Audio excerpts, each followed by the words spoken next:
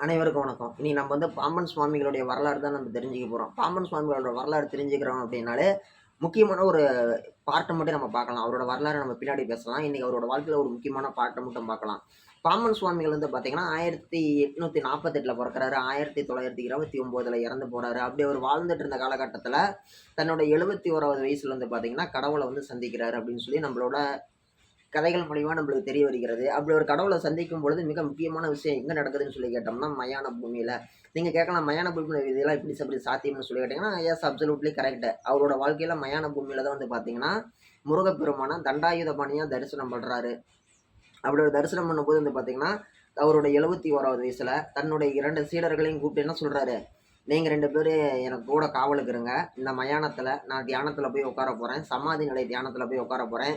கடவுள பார்த்துட்டு தான் எங்க அப்பா முருகன பார்த்துட்டு தான் வெளியில வருவேன். அதுவரைக்கும் நீங்க எனக்கு இடையில எந்த சத்தம் கேட்டாலும் என்ன தொந்தரவு பண்ணாதீங்க. எது நடந்தாலும் பார்த்து பயந்துக்காதீங்க. தைரியமா இருங்க" அப்படின்னு சொல்லிட்டு போறாரு. அப்படி அவர் சொல்லிட்டு போன வாட்டி பார்த்தீங்கன்னா, யாருமே எதிர்பார்க்காத மாரி அவர் ஒரு ஸ்ட்ரக்சர் ரெடி பண்றாரு. ஒரு ஆர்க்கிடெக்சர்.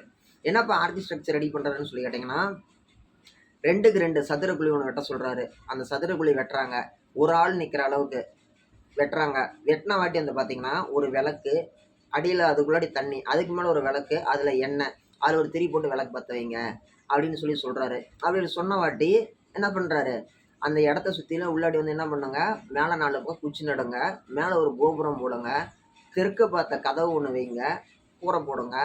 போட்டுட்டு நீங்க டெய்லியும் என்ன பண்ணுங்க, ஒரு உருண்டை சோறு கொண்டு வந்து அந்த தட்டுல வைங்க. தட்டுல வச்சுட்டு நீங்க காத்துருங்க எனக்கோசரம். அடுத்த நாள் நான் சாப்பாடு எடுத்துக்குவேன். இப்படி ஒவ்வொரு நாளா பாருங்க. என்னைக்கு நான் சோறு எடுக்காம இருக்கிறேனோ, அன்னையிலிருந்து நீங்க அதுக்கு மேல சோறு வைக்கவே வைக்காதீங்க அப்படின்னு சொல்லி ஒரு கருத்து பதிவு பண்றாரு. அவரு பாம்பன் சுவாமிகள் கேட்டுக்கிட்ட மாரியே அவருடைய சீடர்கள் 2 பேருமே அனைத்தையுமே ரெடி பண்ணி குடுக்குறாங்க. அப்படி அவங்க அனைத்தையுமே ரெடி பண்ணி குடுத்த வாட்டி ரொம்ப ஒரு சுவாரஸ்யமா அந்த ஒரு விஷயம் அப்படிங்கிறது நடந்துட்டு இருக்குது. அப்படி நடந்துட்டு இருக்கும் பொழுது ஒரு முக்கியமான விஷயங்கள் டெய்லியுமே நடக்குது. அதெல்லாம் தாண்டி ஒரு 36 நாள் கழிச்சு, சரிங்களா? சராசரியா 35வது நாள் முடிஞ்ச வாட்டி அவர் வராரு. ஒரு சிலர் 36 நாளும்பாங்க. ஒரு சிலர் 35 நாளும்பாங்க. நம்ம 35 நாளுன்னே கூட சொல்லலாம். ஓகேங்களா? 35வது நாள் வெளியில வராரு. வெளியில வந்த உடனே ஒரு கருத்து சொல்றாரு. இந்த மாரி தன்னோட இதுல எதெல்லாம் நடந்துச்சு அப்படின்னு சொல்லிட்டு ஃபர்ஸ்ட் எழுதி காட்டுறாராம். முதல்ல பார்த்தீங்கன்னா, அவரு போய் தியானத்துல உட்காரும்பொழுது அந்த இடம் எப்படி இருந்துச்சுன்னு சொல்லி கேட்டீங்கன்னா, 2க்கு 2. நம்ம ஒரு இடத்துல எவ்வளோ நேரம் சப்பரங்கொல்லி போட்டு உட்கார முடியும் பாருங்க. கொஞ்ச நேரம், ஒரு 5 நிமிஷம், ஒரு 10 நிமிஷம், ஒரு 1/4 மணி நேரம், ஒரு 1/2 மணி நேரம், 1 மணி நேரம் தொடர்ந்து 35 நாள் அவர் சப்பரங்கொல்லி போட்டே உட்கார்ந்திருக்கிறாரு அப்படின்னா, அது ஒரு சாதாரண விஷயமா நம்மளால கருத முடியாது. உண்மையாலுமே ஒரு மிகப்பெரிய ஒரு யோக நிலை அடைஞ்சவங்களால மட்டும் தான் 35 நாள் பக்கமா சப்பரங்கொல்லி போட்டு உட்கார்ந்துட்டு இருக்க முடியும். ஓகேங்களா? அப்படி இருக்கும் பொழுது பாம்பன் சுவாமிகள் போய் தியானத்துல உட்காரும் பொழுது, ஒவ்வொரு நாளும் ஒவ்வொரு விதமான தொந்தரவுகள் அப்படிங்கிறத அவர் சந்திச்சிருக்கிறாரு. போய் உட்கார்ந்து தியானம் பண்ணும்போது பார்த்தீங்கன்னா, ஒரு ஆண் பேயும், ஒரு பெண் பேயும் தொந்தரவு பண்ணுச்சாம். "இந்த இடத்த விட்டு எந்திரிச்சு போயிரு. எங்க இடத்துல எதுக்கு நீ உட்கார்ந்துருக்கிற? இங்கலாம் உட்காரக்கூடாது. எந்திரிச்சு போ, எந்திரிச்சு போன்னு" சொல்லி டெய்லியுமே அவர்ட்ட பேசுமாம். பேசுமாம், மிரட்டுமாம், கத்துமாம், அழுவுமாம், ஏதேதோ பண்ணி பார்க்குமாம். "நீ இந்த இடத்துல எதுக்கு உட்கார்ற? முன்ன எந்திரிச்சு போ" அப்படின்ட்டு. அப்புறமேட்டு ஒரு பாம்பு இவர் கால சுத்தி சுத்தி வருமாம். கொத்துற மாரி வருமாம், கொத்தாதாம். பயமுறுத்துமாம், மேலேயே ஏறுமாம். இந்த மாரி ஏகப்பட்ட சேட்டைகள் அப்படிங்கிறது இருந்திருக்குது. அப்படி இருக்கும் பொழுது, இந்த இடத்துல நம்ம கருத்து சிந்திக்க வேண்டிய கருத்து இருக்குது. என்னன்னு சொல்லி கேட்டோம்னா, காரைக்கால் அம்மையாரும் ஒரு கருத்து பதிவு பண்ணியிருக்கிறாங்க. இந்த மாரி அவிங்களும் ஒரு கடவுள நோக்கி ஒரு இது போகும்போது, சுடுகாட்டு வழியா போகும்போது, பேய்கள் அவங்களையும் சேட்டை பண்ணுச்சாம். ஒரு அம்மா பேயும், ஒரு குழந்தை பேயும் அவங்கள தொந்தரவு பண்ணுச்சாம். அப்ப அவங்க என்ன சொல்றாங்க, அந்த குழந்தை பேய் என்ன பண்ணுச்சாம், அந்த எரியிற பொணத்துக்கிட்ட போணுச்சாம். அவங்க அம்மா பேய் இருந்துட்டு, "அங்கலாம் போவாத. அது மனுஷன். அது எரிஞ்சு முடிச்சாட்டி தான் நம்மள மாரி பேயா வரும். நீ என்ன பண்ற, அது மேல கல்லு தூக்கி போடு. கல்லு தூக்கி போட்டோன்னா விளையாடுன்னு" சொல்லுச்சாம் அம்மா பேய். அந்த குழந்தை பேய் கல்லு தூக்கி போட்டு எரியிற பொணத்து மேல கல்ல தூக்கி போட்டு விளையாண்டுச்சுன்னு சொல்லி காரைக்கால் அம்மையாரோட வரலாறு பார்க்கும் பொழுது, அப்படி ஒரு சின்ன பாடல்ல அப்படி ஒரு கருத்து வந்திருக்குது. அப்படி இருக்கும் பொழுது பாம்பன் சுவாமிகளுமே கூட அதுதான் கருத்து பதிவு பண்றாரு. தன்னோட வாழ்க்கையில தியானத்துல உட்காரும் பொழுது ஒவ்வொரு நாள் ஒவ்வொரு விதமான சேட்டைகள் இருந்திருக்குது. அதுல ஒரு ஆண் பேயும், ஒரு பெண் பேயும் டெய்லியுமே என்ன மிரட்டும். அதுல பார்த்தீங்கன்னா, ஒரு 6வது நாள் பார்த்தீங்கன்னா, பேய்களின் தலைவன் அப்படின்னு சொல்லக்கூடிய, பேய்களின் ஒரு லீடர்ன்னு சொல்லக்கூடிய, முனின்னு சொல்லக்கூடிய ஒரு விதமான ஒரு முனி தொடர்புடைய ஒரு பேய் ஒரு கருப்பு உருவம் நல்லா பிரம்மாண்ட உயரமா இருந்துச்சாம். அது இவர தாக்க வந்துச்சாம். அட்டாக் பண்ண வந்திருக்குது. இவரு என்ன பண்றாரு, தண்டம் அப்படின்னு சொல்லுவாங்க. அந்த முனிவருங்கலாம் கைய இப்படி வச்சு தியானம் பண்ணுவாங்கல்ல, அதோட பேரு தண்டம். தண்டம் பார்த்தீங்கன்னா, சாதாரண தண்டம் கிடையாது. எட்டி மரத்துல செஞ்ச தண்டம். அதுக்கு வந்து பேய்களை, கெட்ட சக்திகளை விரட்டக்கூடிய ஒரு சக்திங்கிறது இருக்குது. அந்த எட்டி மரத்துல செஞ்ச தண்டம் அவர் கையில எடுத்துட்டு போனாராம். அந்த குழிக்குள்ளோடி போய் தியானம் பண்ண போம்போது. அந்த தண்டத்த வச்சு ஓங்கி அடிக்கிறாராம். அடிக்கும் பொழுது அதோட உடம்புக்குள்ளோடைய பூந்து இப்படி வெளியில வந்துச்சாம். இன்னைக்கு நம்ம சினிமாலாம் பார்க்குறோம்ல, Tamil cinema, English cinema, Telugu cinema, Kannada cinema, மலையாள சினிமா, கார்ட்டூன்லலாம் பார்க்குறோம்ல. உடம்புக்குள்ளோடைய பூந்து கை இப்படி வெளியில வரும்ல. அந்த மாரி ஒரு விஷயங்கிறது பாம்பன் சுவாமிகள் அவரோட தனிப்பட்ட சொந்த வாழ்க்கையில அவரால உணர்ந்திருக்கிறாரு. அந்த முனிகளோட அத வச்சு அடிச்சாருன்னா, உடம்புகளுடைய பூந்து இப்படி வெளியில வந்திருக்குது. அது உடனே ஒரு நம்ப முடியாத ஆச்சரியம். அதையும் தாண்டி தியானம் பண்ணிட்டு இருக்கிறாரு. தியானம் பண்ணிட்டு இருக்கும்பொழுது என்ன இருக்குது, 7வது நாள் வந்து கண்ண முழிச்சு பாரு, எந்திரி அப்படின்னு சொல்லிட்டு சவுண்டு கேட்டிருக்குது. இவரு என்ன பண்ணிக்கிறாரு, நான் எந்திரிச்சு பார்க்க மாட்டேன். முருகன் வந்தா தான் நான் எந்திரிப்பேன். நான் முருகனுக்கோசரம் தான் தியானம் பண்றேன். முருகன வர சொல்லுங்க அப்படின்னு சொல்லி சொல்றாரு. உடனே ஒரு சவுண்டு கேட்குது. முருகன் தான் வந்திருக்கிறாரு, முழிச்சு பாருன்னு சொல்லிட்டு. முழிச்சு பார்த்தா முருகன் வந்து தண்டாயுத பாணியா வந்திருக்கிறாரு. ஒரு சின்ன பையனா.